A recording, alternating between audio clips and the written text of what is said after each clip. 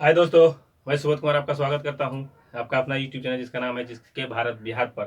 तो आज हम पढ़ रहे हैं मौलिक अधिकार के भाग 5। 4 हम पढ़ चुके हैं। इसमें पढ़ेंगे धार्मिक स्वतंत्रता का संबंध जो कितने अनुच्छेद में है, 25 से 28 तक। तो इसको डायरेक्टली अगर पूछा जाए कि धार्मिक स्वतंत्रता का अधिकार जो है किस अनुच्छेद में है, तो आंसर लगाना है 25 से 28 के बीच, 28 तक। लेकिन 25 में क्या है, 26 में क्या है, 27 में क्या है और 28 में क्या है, इसका जो बेसिक जानकारी जानना आपको बहुत जरूरी है, ताकि एग्जाम में अब फर्स्ट सेकंड थर्ड करके पूछा जाता है दोस्तों। जिससे एग्जाम में क्या होता है, अगर हमें मालूम होते हुए भी हमें आंसर क्या होता है, गलत हो जाता है। इसलिए 1 बाय 1 करके पढ़ना बहुत जरूरी है। आइए देखते हैं 25 में क्या है। धर्म की स्वतंत्रता, धर्म की स्वतंत्रता है अनुच्छेद 25 में। 26 में क्या है, धार्मिक कार्यों के प्रबंध की स्वतंत्रता, प्रबंध की स्वतंत्रता। 27 में क्या है, धार्मिक कार्यों में कर ना देने की स्वतंत्रता। धार्मिक कार्यों में जो अगर धन हमारे पास आता है, मंदिर के पास जो आता है, उसमें क्या है, सरकार का अधिकार नहीं कि उससे टैक्स आपसे मांगा जाए, तो टैक्स नहीं देंगे 27 में। 28 में क्या है, शिक्षण संस्थानों में जो है क्या है, धार्मिक शिक्षा आप नहीं दे सकते हैं। शिक्षा संस्थानों में धार्मिक शिक्षा आप नहीं दे सकते हैं, ऐसा 28 में कहा गया है। अब आइए 1 बाय 1 पढ़ के करते हैं। इसमें कीवर्ड याद रखना है दोस्तों, धर्म की स्वतंत्रता अनुच्छेद 25, प्रबंधन अर्थात धर्म के कार्यों के लिए प्रबंधन अनुच्छेद 26। अब किसी भी धर्म के लिए प्रबंध करना है, उसका सारा सामान जुटाना है, इस तरह से याद रखना। तो ये हमारा 26 है, अर्थात 26 हो जाएगा। धार्मिक कार्यों में हम टैक्स नहीं दे सकते, चाहे जितना भी धन आ जाए, हमें कोई सता नहीं सकता, अर्थात टैक्स नहीं दे सकते, सता नहीं सकता, अर्थात 27। और 28 में क्या है, कोई भी शिक्षण संस्थान जो है धार्मिक शिक्षा नहीं दे सकता है। ये अनुच्छेद 28 के तहत है। 2-8 अर्थात 28 में आप धार्मिक शिक्षा नहीं दे सकते हैं किसी भी संस्थान, शिक्षा संस्थान में, यह अनुच्छेद 28 के तहत। अब आइए 1 बाय 1 पढ़ते हैं। 25 का फर्स्ट और 25 का सेकेंड देखिए क्या कहता है दोस्तों। 25 का फर्स्ट जो कहता है, किसी भी धर्म को मानना, आचरण और प्रचार करना, इसकी पूर्ण स्वतंत्रता है हमारे भारत के नागरिकों की और विदेशी नागरिकों की भी, कि वह किसी भी धर्म को माने, उसका प्रचार करे, उसका आचरण करे। इसकी पूर्ण स्वतंत्रता जो है अनुच्छेद 25 के तहत दिया गया है। ठीक है। और क्या इसमें बताया गया है कि आप चाहे तो 2 या 2 से अधिक धर्म मान सकते हैं। आप चाहे तो 2 या 2 से अधिक धर्म मान सकते हैं, जितना धर्म चाहे आप उतना मान सकते हैं। और या आप चाहे तो कोई भी धर्म नहीं मान सकते हैं, इसके लिए भी कोई आपको जबरदस्ती नहीं करेगा। आप जितना चाहे मानिए धर्म, जितना चाहे नहीं, चाहे तो एक भी नहीं मानिए, इसके लिए फुल गारंटी है। ये अनुच्छेद 25 का। फिर और इसमें क्या है कि सिख के द्वारा जो है, ये देखिए आचरण है दोस्तों। सिख धर्म में क्या होता है कि पगड़ी पहनना, काग जो होता है, पगड़ी पहनना, कृपान रखना, ये जो क्या है सिख धर्म का आचरण है। और ये जो है धर्म का आचरण है, इससे क्या होता है कि किसी भी धर्म के आचरण को आप बाध्य नहीं कर सकते हैं, हटा नहीं सकते हैं। तो इसके लिए क्या है, अनुच्छेद 25 के तहत मौलिक अधिकार के अंतर्गत आता है कि अगर वो बाइक, सिख व्यक्ति अगर कोई बाइक चला रहा है, तो वो जो हेमलेट ना पहनकर पगड़ी ही पहना रह सके, इसे कोई उसे मना नहीं कर सकता है। यह कानून के खिलाफ नहीं है, बल्कि कानूनी अधिकार है उनका। ठीक है।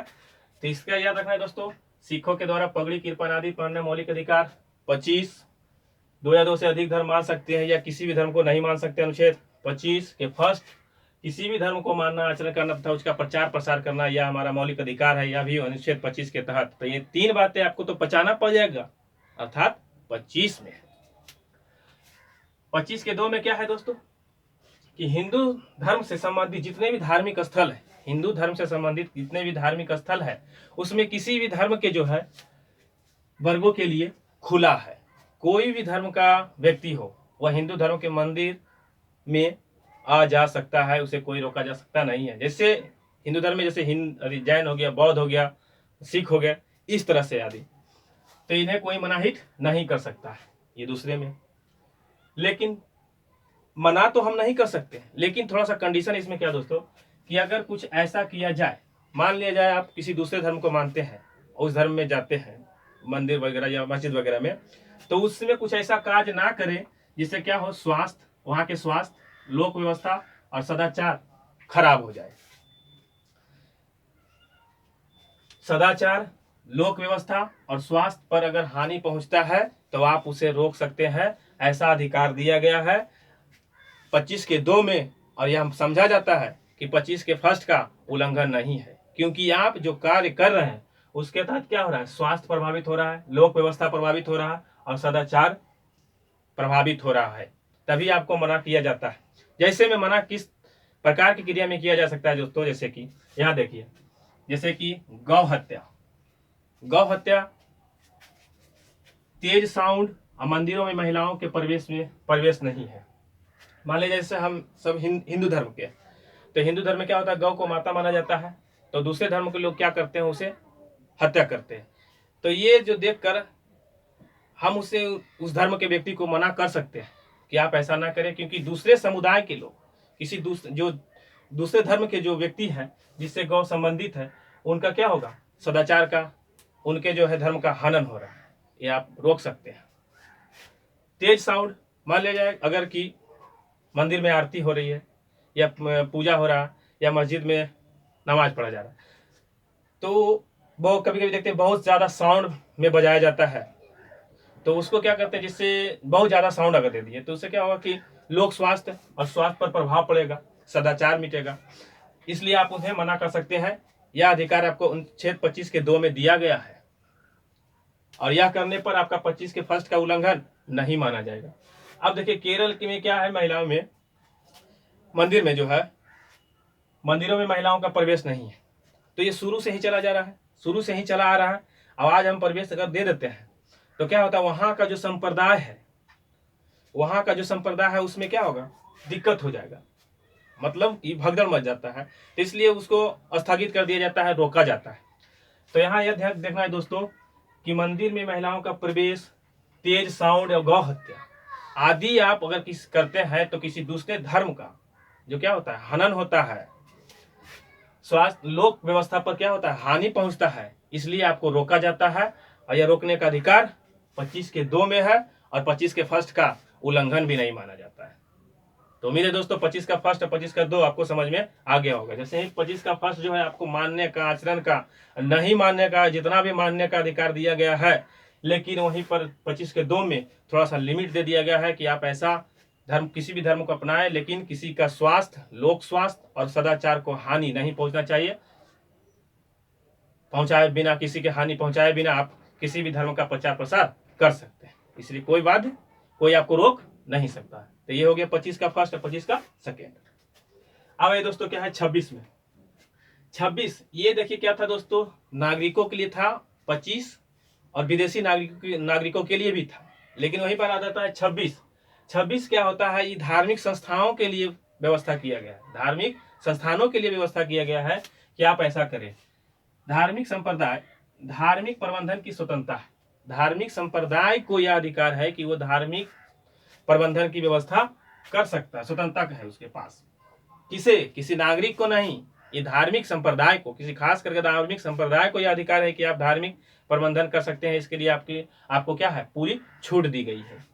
जैसे इसमें क्या है, किसी भी धार्मिक संस्थान की स्थापना कर सकते हैं आप, और उसका पोषण भी कर सकते हैं। किसी भी धार्मिक संस्थान का आप स्थापना कर सकते हैं और उसका पोषण भी कर सकते हैं, अर्थात अनुच्छेद 26 के तहत धार्मिक कार्यों का प्रबंधन भी कर सकते हैं आप। धार्मिक कार्यों का प्रबंधन आ गया। चल अचल संपत्ति का अर्जित कर सकते हैं आप। चल अचल संपत्ति को क्या है दोस्तों, अर्जित कर सकते हैं आप। चल का मतलब क्या हुआ, जो संपत्ति एक जगह से दूसरे जगह ले जाया जा सके, अर्थात जैसे सोना चांदी रुपया पैसा, आप इसे क्या करेगा, एक स्थान से दूसरे स्थान ले जा सकते हैं, तो इसे आप जमा कर सकते हैं। चंदा जैसे आप मांगते हैं तो उसमें सोना चांदी जो भी हो दिया जा सकता है। अचल संपत्ति का मतलब क्या होता है, अचल संपत्ति का मतलब होता है जैसे भूमि, पेड़ पौधा तो आदि, ये सब क्या है आप अर्जित कर सकते हैं। अब जब संपत्ति अर्जित कर लिए तो उसे खर्च करिएगा, तो खर्च करने का जो अधिकार है वो है संपत्ति का विधिक रूप से खर्च करने का अधिकार है। अगर आपको चंदा में बहुत सारा रुपया मिल गया या जो है बहुत सारा धन दौलत मिला है आपके पास, तो उसका जो है विधिक रूप से खर्च करना है। ऐसा ना हो कि आपको पैसा मिला है, कोई 1 करोड़ रुपया दान दे दिया, अब आप जाके AK-47 खरीद लीजिए, गोला बारूद खरीद लीजिए, तो ये दुरुपयोग हो जाएगा। वहाँ पर क्या करना होगा कि आपको जब दान में मिला हुआ पैसा या मिलता है जो भी, उसे क्या करना है, जैसे कि आप किसी धार्मिक कार्य में लगा दीजिए, यज्ञ वगैरह करिए, ठीक है, लंगर लगा दीजिए। इस तरह की व्यवस्था में आप पैसा खर्च करते हैं, ना कि वैसे स्थान पे खर्चा करें जिसका हमारे देश पर दुष्प्रभाव पड़ सके। जैसे कि आप AK-47 ले लीजिएगा, अर्थात क्या हो जाएगा, आतंकवादी बनिएगा, तो नहीं, तो उस पैसे को क्या करना है, विधिक रूप से खर्च करना है। तो यह जो है 26 के तहत दिया गया है। किसी भी धर्म के धार्मिक संस्थान की स्थापना कर सकते हैं, उसका पालन पोषण कर सकते हैं, उसका जो है कार्यों का प्रबंध कर सकते हैं, चल अचल संपत्ति अर्जित कर सकते हैं। तो ये है हमारा 26 अर्थात 26 के तहत।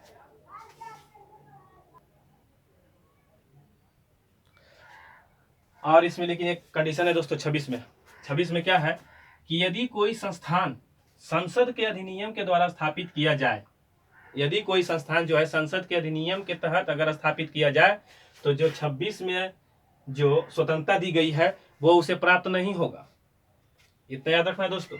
26 में यदि कोई संस्थान संसद के अधिनियम के द्वारा स्थापित किया जाए, तो 26 में दी गई स्वतंत्रता उसे नहीं दिया जाएगा, ठीक है। इसलिए धार्मिक संप्रदाय के द्वारा अगर स्थापित किया जाए खासकर, तो उन्हें यह 26 का जो अधिकार है उन्हें प्राप्त होता है, ना कि संसद के द्वारा संवैधानिक आधार पर अगर किया जाता है, तो संसद के अधिनियम के तहत अगर दिया जाता है, तो 26 का वो लाभ प्राप्त नहीं कर सकते। आगे दोस्तों 27 में क्या है, 27 बस सिंपल है, सताया नहीं जा सकता, अर्थात धार्मिक करों की मनाही। धार्मिक कार्य में दान देना या लेना में सरकार को कोई टैक्स नहीं दिया जाएगा, यानी आपको सताया नहीं जाएगा, आप जितना भी टैक्स दे दीजिए, अर्थात 27 में हो जाएगा।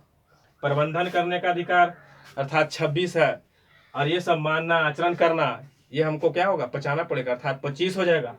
27 में कोई हमको सता नहीं सकता, अर्थात कर नहीं दे सकते। क्लियर। आगे 28 में 3 बातें हैं, उसको ध्यान रखना है दोस्तों। 28 में क्या है, धार्मिक शिक्षा निषेध। किसी भी धार्मिक संस्थान में क्या है, शिक्षा जो है निषेध है, लेकिन उसमें भी 3 कंडीशन है। 28 का फर्स्ट, 2 और 3, उसको क्या किस तरह से याद रखना है। अगर कोई शिक्षा संस्थान जो है पूर्णतः सरकार के द्वारा बनाया गया है, तो उसमें धार्मिक शिक्षा नहीं दी जाएगी। मान लिया जाए कोई शिक्षण संस्थान अगर बनाया गया है और उसमें सारा पैसा सरकार के द्वारा दिया गया है, तो आप उसमें धर्म की शिक्षा नहीं दे सकते। क्लियर। 28 का 1 में यह वर्णन है। 28 में 2 क्या कहता है कि अगर कोई भी शिक्षण संस्थान की स्थापना धर्मस्व न्यास के अधीन हुई है, तो धार्मिक शिक्षा दिया जा सकता है, जिसे स्ववित्त पोषी कहा जाता है। अर्थात कोई भी शिक्षा संस्थान जो है सेल्फ फाइनेंशियल के तहत, अर्थात जो है खुद के फाइनेंशियल के तहत जो है बनाया जाता है, जिसमें सरकार का कोई भी मदद नहीं होता है, तो उसमें आप जो है धार्मिक शिक्षा दे सकते हैं, इसमें कोई आपको बाध्य नहीं करेगा। यहाँ कंडीशन है दोस्तों, जिसमें सरकार की टोटल पैसा लगा हुआ है उसमें आप नहीं दे सकते। जिसमें सरकार का एक भी पैसा नहीं लगा हुआ है, अर्थात जिसमें सिर्फ सेल्फ का जो है फाइनेंस किया हुआ है, तो उसमें आप शिक्षा संस्थान धार्मिक जो है धर्म के बारे में आप उसमें जानकारी या शिक्षा दे सकते हैं। लेकिन वही 3 में क्या कहा गया है, 28 में 3 में अगर कोई शिक्षा संस्थान में राज्य के निधि की सहायता तथा मान्यता प्राप्त हो, तो धार्मिक शिक्षा लेने में कोई भी व्यक्ति भाग ले सकता है। पहले तो था कि सरकार का कुछ नहीं, पहले में था सरकार का टोटल, दूसरे में था सरकार का कुछ नहीं, लेकिन तीसरे में क्या कर रहा है कि सरकार का भी कुछ हो और कुछ ट्रस्ट का भी हो। जिस तरह से याद रखना है कि मिलावट हो, किसी फंड का हो और सरकार का भी उसमें जो है थोड़ा सा सहायता हो। अगर वैसे संस्थान है तो उसमें आप धार्मिक शिक्षा दे सकते हैं, लेकिन कंडीशन यह है कि कोई भी शिक्षण संस्थान जैसे कि हिंदू विश्वविद्यालय और अलीगढ़ मुस्लिम विश्वविद्यालय, इसे ले लिया जाए, तो इसमें क्या है कि निधि के तहत बनाया गया, इसमें सरकार की क्या है सहायता होती है, सरकार का भी हेल्प इसमें है। तो इसमें क्या है कि वयस्क और अवयस्क के लिए कुछ कंडीशन बनाए गए हैं कि अगर कोई वयस्क व्यक्ति है तो उसमें भाग ले सकता है, और कोई अवयस्क व्यक्ति अगर है तो उसमें भाग नहीं ले सकता। अगर लेना हो उसे भी शिक्षा संस्थान धर्म की शिक्षा अगर पाना है, तो उनके माता पिता से क्या हो ऑर्डर पास करवाना होगा, उनके माता पिता से आज्ञा लेकर ही उसे दिया जा सकता है। लेकिन फिर भी इसमें कंडीशन है कि लड़का चाहे तो वह धर्म की शिक्षा ले भी सकता है और नहीं भी ले सकता है, इसके लिए वह बाध्य नहीं है। तो 28 का फर्स्ट और सेकेंड थर्ड जिसमें सरकार का टोटल पैसा लगा हुआ है उसमें आप धार्मिक शिक्षा नहीं दे सकते हैं। जिसमें सरकार का एक भी पैसा नहीं लगा हुआ है आप धार्मिक शिक्षा दे सकते हैं, लेकिन वह जो है धार्मिक संस्थान ही होना चाहिए, तभी आप। फिर तीसरा में क्या है, अगर कोई शिक्षा संस्थान में सरकार का जो है और निजी संस्था उन दोनों का अगर उसमें मिलावट है तब उसमें आप शिक्षा जो है धार्मिक शिक्षा दे सकते हैं। और लेने वाले में मानता क्या होता है कि अगर वयस्क है तो वो उसकी मर्जी पर वो चाहे तो ले सकता है, नहीं ले सकता है, और अगर नाबालिग है तो उसके माता पिता के मर्जी पर। फिर भी यह कंडीशन दिया गया कि आपकी मर्जी है तो धर्म का शिक्षा लीजिए, अन्यथा धर्म का शिक्षा तो यहाँ पर मिलेगा ही साथ आधुनिक भी शिक्षा दिया जाएगा। तो आपकी मर्जी है, जो चाहे जो पढ़े, जो धर्म हो वो अपना सकते हैं। तो ये तो हो गया दोस्तों, पूर्णतः सरकार तो नहीं धर्म देगा, अगर पूर्णतः है निजी तो इसमें दे सकता है, लेकिन दोनों है मिलावट तो आपकी मर्जी, लीजिए तो धर्म और नहीं तो मत लीजिए। ऐसा है इसमें 28 में। तो एक बार फिर से देख लेते हैं दोस्तों 25 में क्या था। 25 में क्या था दोस्तों, किसी भी धर्म का मानना आचरण एक से अधिक धर्म बचाना है। 25 के 2 में क्या था, हिंदू धर्म में संबंधित सभी धर्म के लिए वर्गों के लिए खुला है, लेकिन थोड़ा सा कंडीशन है, क्या है, स्वास्थ्य, लोक सेवा और सदाचार को लेकर। अगर ऐसा करते हैं तो आपको रोका जाएगा और 25 के फर्स्ट का हनन भी नहीं माना जाएगा। 26 में क्या था, हमारा छवि है कि हम प्रबंधन करेंगे चाहे जितना पैसा खर्च हो सके। तो लेकिन किसको, धार्मिक संप्रदाय को यह अधिकार है, ना कि किसी नागरिक को। तो धार्मिक संप्रदाय को यह अधिकार है कि वह धार्मिक संस्थान की स्थापना कर सकता है, उसका पोषण कर सकता है, धार्मिक कार्यों का प्रबंधन कर सकता है, चल अचल संपत्ति का उपयोग कर सकता है, लेकिन विधि के अनुसार। ऐसा न जाकर के 47 ले लीजिए, ये तो नहीं होना चाहिए। लेकिन इसमें कंडीशन है कि अगर संवैधानिक अधिनियम के द्वारा अगर कोई संस्थान बनाया गया है, अधिनियम के तहत कोई संस्थान बनाया गया है, तो 26 का जो लाभ है उसे नहीं मिलेगा। 27 में है, सताया नहीं जा सकता, कोई टैक्स नहीं देंगे, ठीक है। 28 के फर्स्ट है, अगर पूरा सरकार का पैसा लगा हुआ है तो धर्म की शिक्षा नहीं दीजिएगा। अगर कोई धार्मिक संस्था का पैसा सिर्फ लगा हुआ है तो आप शिक्षा दे सकते हैं। और धार्मिक शिक्षा और सरकार दोनों का अगर कुछ मिलावट है, जैसे हिंदू विश्वविद्यालय हो, अलीगढ़ मुस्लिम विश्वविद्यालय, तो इसमें आप ग्रहण करिए या ना करिए, ये आप पे मर्जी है। तो इसका देख लेना है दोस्तों 26, 27 के फर्स्ट, सेकेंड और थर्ड। तो ठीक है दोस्तों, उम्मीद है कि ये समझ में आ गया होगा और याद भी हो चुका होगा। तो 1 से 2 बार वीडियो देखिए, वीडियो को जितना चाहे उतना शेयर करिए दोस्तों, क्योंकि आप लोग शेयर नहीं करते हैं, बस यही हमारी शिकायत है। वीडियो को देखने से पहले जरा लाइक कर दीजिए, अगर चैनल पर आप नए थे तो सब्सक्राइब कर दीजिए। तो ठीक है दोस्तों, मिलते हैं फिर अगला 29-30 में। तो तब तक के लिए धन्यवाद।